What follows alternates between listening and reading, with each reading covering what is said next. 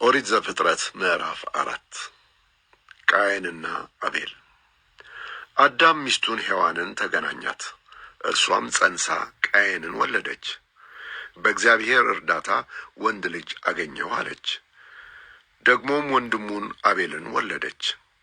አቤል የበግ እረኛ፣ ቃየንም አራሽ ነበረ። በአንድ ወቅት ቃየን ከምድር ፍሬ ለእግዚአብሔር መሥዋዕት አቀረበ። አቤልም መጀመሪያ ከተወለዱ በጎች መካከል ስባቸውን መሥዋዕት አድርጎ አቀረበ። እግዚአብሔር ወደ አቤልና ወደ መሥዋዕቱ ተመለከተ፣ በቃየንና መሥዋዕቱ ግን አልተመለከተም። ስለዚህ ቃየን ክፉኛ ተናደደ፣ ፊቱም ጠቆረ። እግዚአብሔር አምላክ ቃየንን እንዲህ አለው፣ ለምን ተናደድህ? ለምንስ ፊትህ ጠቆረ? መልካም ብታደርግ ተቀባይነትን አታገኝምን? መልካም ባታደርግ ግን ኃጢአት በደጅህ እያደባች ናት። ልታሸንፍህ ትፈልጋለች፣ አንተ ግን ተቆጣጠራት። ቃየን ወንድሙንም አቤልን እስቲና ወደ መስክ እንውጣ አለው። በመስክም ሳሉ ቃየን ወንድሙን አቤልን አጠቃው፣ ገደለውም። ከዚያም እግዚአብሔር ቃየንን ወንድምህ አቤል የት ነው አለው። ቃየንም አላውቅም፣ እኔ የወንድሜ ጠባቂ ነኝን ሲል መለሰ። እግዚአብሔርም እንዲህ አለ፣ ምንድን ነው ያደረግከው? ስማ፣ የወንድምህ ደም ከምድር ወደ እኔ ይጮኻል። እንግዲህ የተረገምህ ነህ። የወንድምህን ደም ከእጅህ ለመቀበል አፏን ከከፈተችው መሬት ትሰደዳለህ፣ ብታርሳትም ፍሬዋን አትለግስህም። በምድር ላይ ኮብላይና ተንከራታች ትሆናለህ። ቃየንም እግዚአብሔርን እንዲህ አለው፣ ቅጣቴ ልሸከመው ከምችለው በላይ ነው። እነሆ ዛሬ ከምድሪቱ አባረርኸኝ፣ ከፊትህም እሸሸጋለሁ። በምድር ላይ ኮብላይና ተንከራታች እሆናለሁ፣ የሚያገኘኝም ሁሉ ይገድለኛል። እግዚአብሔር ግን የለም፣ እንደርሱ አይሆንም።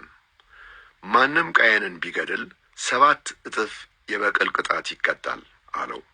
ስለዚህ ያገኘው ሁሉ እንዳይገድለው እግዚአብሔር በቃየን ላይ ምልክት አደረገለት። ቃየንም ከእግዚአብሔር ፊት ወጥቶ ሄደ። ከኤደንም በስተ ምስራቅ በምትገኘው ኖድ በተባለችው ምድር ተቀመጠ። ቃየን ሚስቱን ተገናኛት፣ እርሷም ጸንሳ ሄኖክን ወለደች። ቃየን የቈረቈረውን ከተማ በልጁ ስም ሄኖክ ብሎ ጠራው። ሄኖክ ኢራድን ወለደ። ኢራድም ሙሃያኤልን፣ ሙሃያኤልም ማቱሳኤልን፣ ማቱሳኤልም ላሜህን ወለደ። ላሜህ 2 ሚስቶች አገባ። የአንደኛዋ ስም አዳ፣ የሁለተኛዋም ጺላ ነበረ። አዳ ያባልን ወለደች።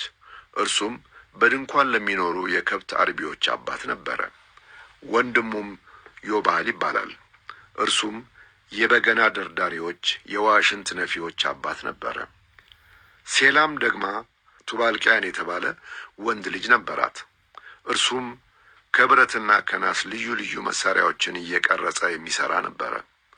የቱባልቅያን እህት ናዕማ ትባል ነበረ።